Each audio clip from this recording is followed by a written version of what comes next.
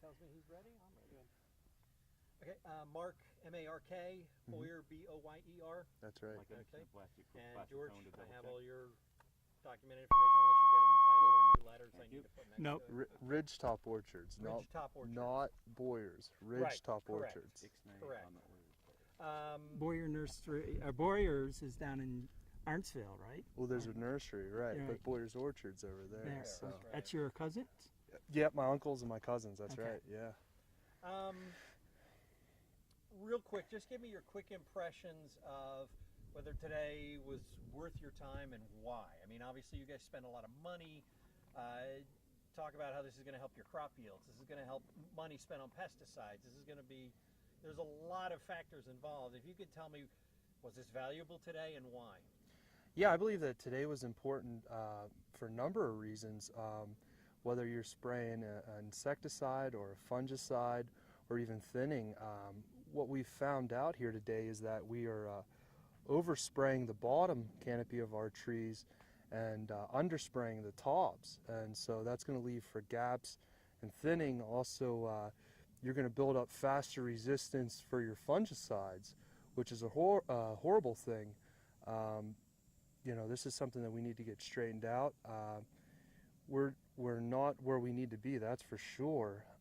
And this Patternator gives us a great idea on what to fine tune, you know, where our problems are at and what we can do now to fix it. Whereas before we were going off of just sheer water volume and we were, you know, thinking that we were doing a good job and we really weren't. So this Patternator is kind of shot holes all through that idea. So it takes you back a step to have to think, well, we thought we were successful, but... Yes, this does take us back a step. I think that all of our spraying will probably be done by the row width spacing and not a one size fits all type program. And you know, we're going to have to reevaluate all of our sprayers and take it per row width spacing, tractor per spacing. Messing the wording up, but we're going to look at we're going to evaluate blocks. We're going to look at the row width spacing, and then we're going to stick tractors to the same foot Row spacing between the rows. Yeah, So and you know, that is a good, you know, that's a first step in order to try to make one sprayer uniform coverage for a 16 row spacing versus a block that might be 20 foot. You need to have the angles of the nozzle slightly different, or maybe even a different type of nozzle in a different part of that manifold that you're spraying. Right. How, George, if you could, how typical Go ahead, Joe. are the results of what you've seen today? Is this something you see everywhere you go? You're kind of opening people's eyes, or was it unusually drastic here? Well, I've just got the Patternator here recently in the summer or summer of 2014, and I've taken it out to around 5 farms. And it's been situations where there was a problem and I was using the Patternator as a means to figure out where the problem is. What we saw here at Ridgetop Orchard is exactly what I've seen up in New Hampshire with the few orchards I've worked with up there, that they thought by the seat of their pants, looking over their shoulder, it looks like you're getting the spray coverage. But once you have that stationary object going up in the air with the Patternator and being able to collect what is being sprayed out, then you can start to see where the holes are in that spray pattern. And doggone it, it seems like we find, geez, did you have scab in the top of your trees? And Mark's there, yeah, I did. Well, right here, this shows you why you weren't getting the coverage you thought you were. So to me, this is right now is a problem solver for me. It's showing me what is actually going on in the tree itself as the people spraying. And the other thing it's done, it's really proven the aspect of when you have a little bit of wind, what does it really do? Right. And just the littlest wind today, you know, Mark says, oh man, no wonder I can't get to the top of the tree. If you would, Mark, when I was talking to Dan earlier, you know, I asked him, are you getting the results you want to see? And he basically said, I'm not getting results I want to see. I'm getting results I need to see. Mm-hmm. And I was wondering if you wouldn't mind, first of all, repeating that for me and then explaining what he meant by that. Okay, what did he say? I needed the... He said, he said, we didn't get results today that we wanted to see, but we got results we needed to see. Yeah. So we didn't get the results that we wanted to see, but we got the results that we needed to see. And that means that we're going to have to make some change, and that there's definitely, you know, George was talking about changing some nozzles up top. You know, also we were looking at, you know, we used to think if you're spraying a 16-foot row and you went to a 13-foot row that you were fine, but we're just finding that we're not covering the tops on anything that we're spraying, that we're just not getting the results that we need. And you know, it doesn't surprise me to see that we have scab and that this thing is proving that it's not the operator. It's not that somebody didn't mix up the chemical. It's not that somebody didn't do something. It's just we're really not hitting the tops of where we should be, and that's a huge problem for us. And how does this change the education process for you guys going forward? Well, it's just changed everything for us. You know, we're gonna hopefully be talking with George here and figuring some things out. You know, I got to talk with my sprayers on, and we're also going to have to put some of the Water-sensitive paper. Water-sensitive paper in the rows, and we're really going to have to play around before we just hop in the tractors and get out there and get spraying. My guys got to see a evaluation with the I don't even know, what are those called, George? The vanes, the deflectors. Yeah, the deflector. My guys got to see the deflectors in use and see how we can angle them and position them differently. Let me say that over again. My guys got to see the vanes and how to angle them differently, and then also the nozzles. We've got to angle them a little bit different too. You know, we thought that we were pushing it upright and that we were getting where we needed to be, but we're just not. You know. Anything I haven't answered? I guess this makes a difference financially for you guys too. As far as product used, as far as return, you know. Yeah. You don't have to get into specifics, but if you want to talk in sure, yeah, and when you're buying spray chemicals, you know, prices of spray chemicals, and even crop nutrition, it's not going down; it's only going up. And even the new chemistries, they're working better, but they're really expensive. And you know, if we can pinpoint that, if we can fine-tune that, it's going to be savings all around. And you know, this is where it counts. Also, going back to the not building up resistance, if we're covering the way that we're supposed to, we're not going to wear out a chemistry as fast.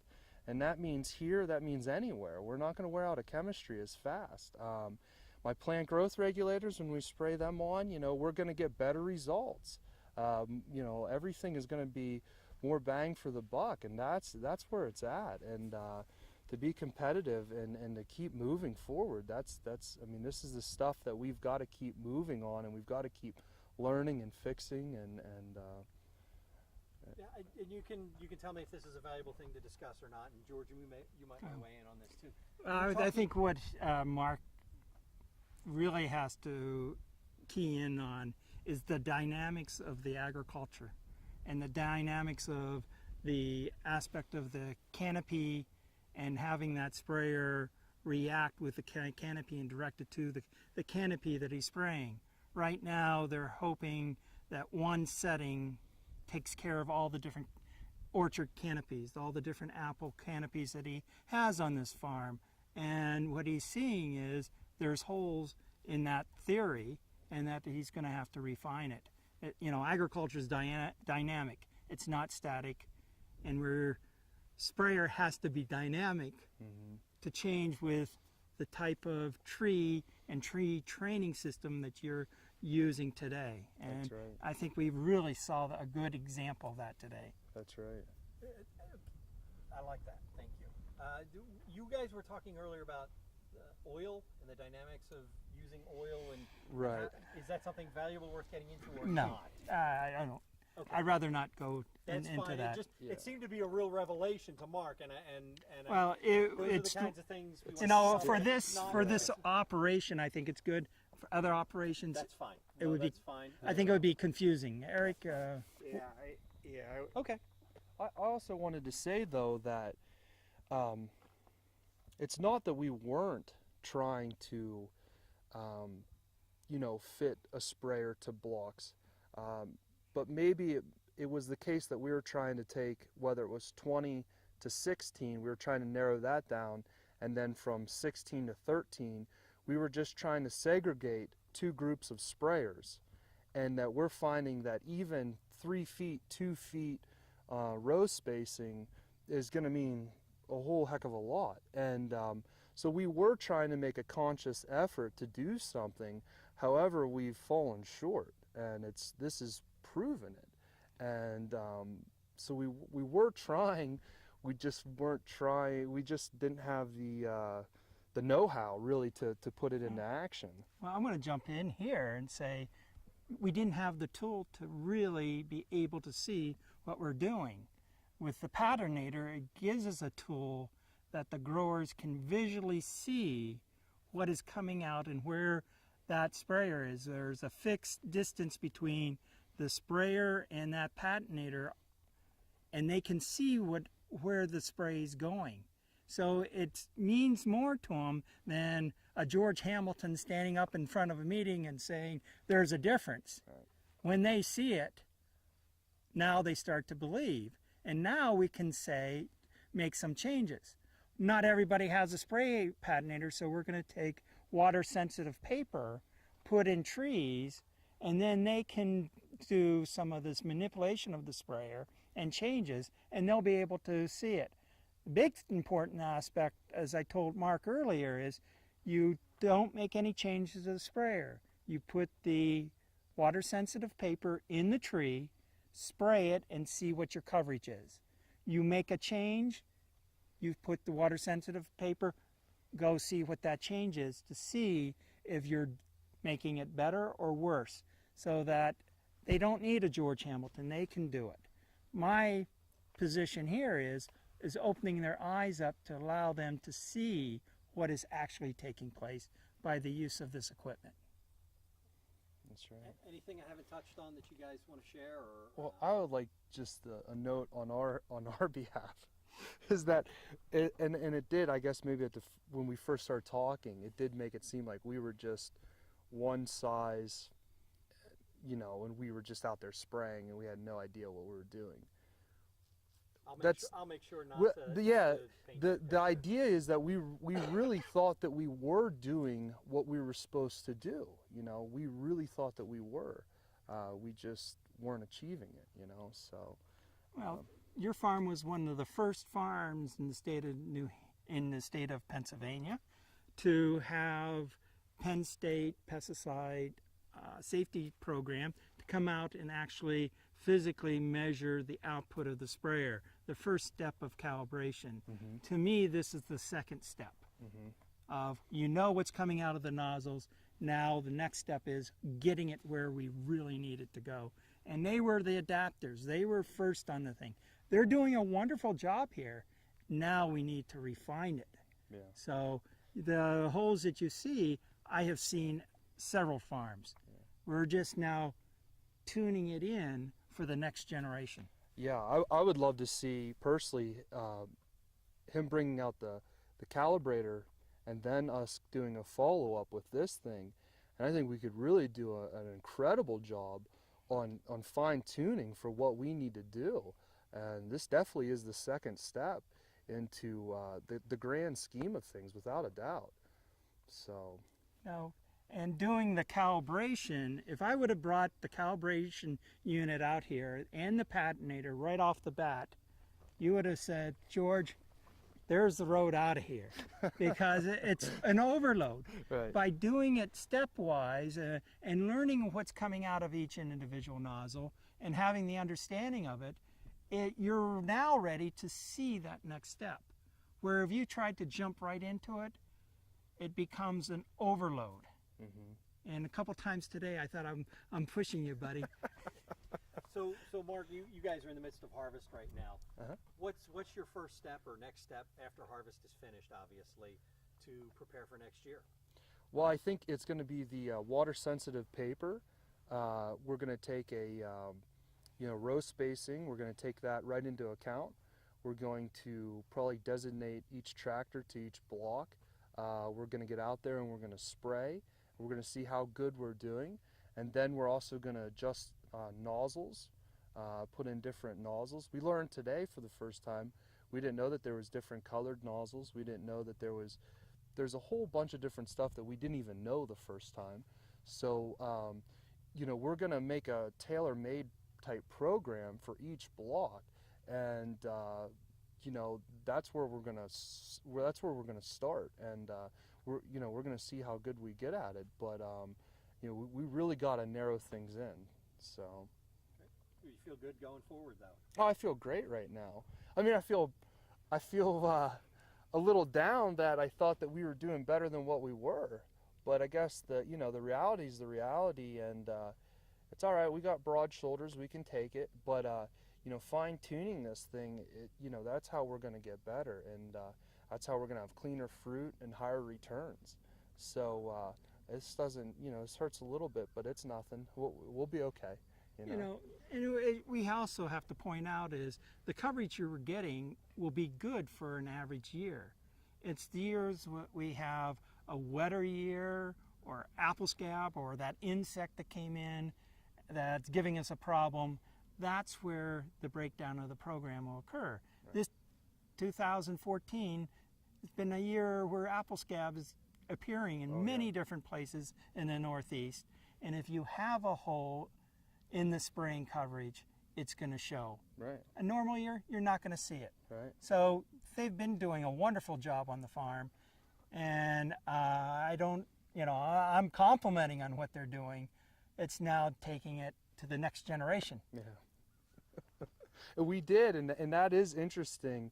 I don't know how far you want to keep going with this, but what's really interesting is that when we brought in the one tractor, okay, and why we specifically brought it in, because we had scab in the block and we couldn't figure out for the life of us.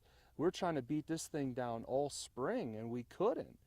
And now with your Patternator, we're going, well, it makes sense. We're not even hitting our target that we wanted to hit, and we're up there doing double the work, and it's still probably would have never mattered. So it is interesting that it's just proving it. So it was funny is we did it, and I go, "Did you have scab in that block?" And his face, how did you know that? So. But that's great. That's great. Again, anything else that I haven't brought up, or anything that's valuable? Well, I think Penn State working with the growers, with the sprayer calibration is, to me, giving growers a chance to take a tool to help them do a better job. And to me, it's a win-win situation because we have sprayers that are properly calibrated, and it's a win for the environment. A proper calibrated, a proper operating sprayer is going to be more efficient and will potentially mean more income, more sustainability to that orchard. So to me, it's the next step that we need to do working with our growers. And that's a quick question for you, Mark, if you don't mind. What would you tell other growers that might be like, well, I don't need to spend money on that, or I'm not, I know what I'm doing, or I... Well, I would tell growers that if they don't think that they need to at least try this, then I would say that I don't believe them if they think that they're perfect, because there's a lot of people, and we're definitely guilty, as you can see, but everybody's not out of the woodwork. I mean, I would say that you can keep doing that, but you're also wasting money, and nobody wants to do that. We're in a harder time as it is, and we have less chemicals than what we did, and so we got to be smart. We got to be good stewards, and we got to do the right things. And so I would just challenge them. That's all I would do. Is I'd say, well, you know, if you don't think so, right, go ahead and try it. So, you know, that's about it. I mean, you said you got to spend money to make money. Yeah. Mm-hmm. Yeah. You said you felt like after this you've been doing it wrong, but up to now, right? There's been no way to measure it, correct? That's right.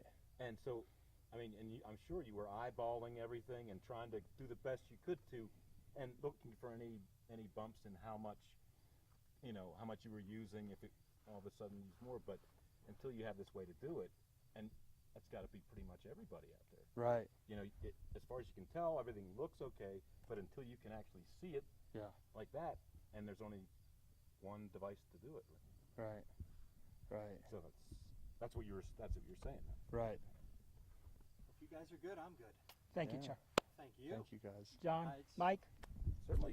Yeah. Thank you. I love watching guys get happy over Oh yeah. Yeah. being educated. And I love teaching. Does it show? He loves treating people like students. Let me tell you. And we end up learning it's going to be dangerous when we go home. Quality job. Let me know when, Mike. I liked you when you said, I got it. That's a real compliment. Yeah. Okay, No, yeah. Start with the statement. You said you're on these tractors 8-9 hours a day. oh yeah.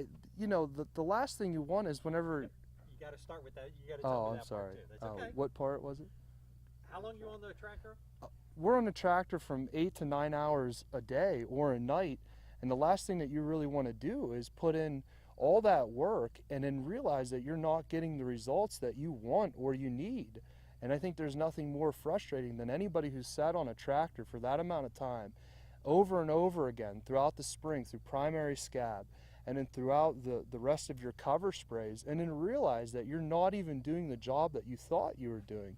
That's extremely frustrating, and it only makes you want to do better, because you know, you don't want all this to be for vain, you know. So it's really about it, you know. I like that. That was passionate. Yeah, I mean, That's- it's the that's- truth. That's the Thank value. you. It's the truth. Thank you, You've guys. done this before.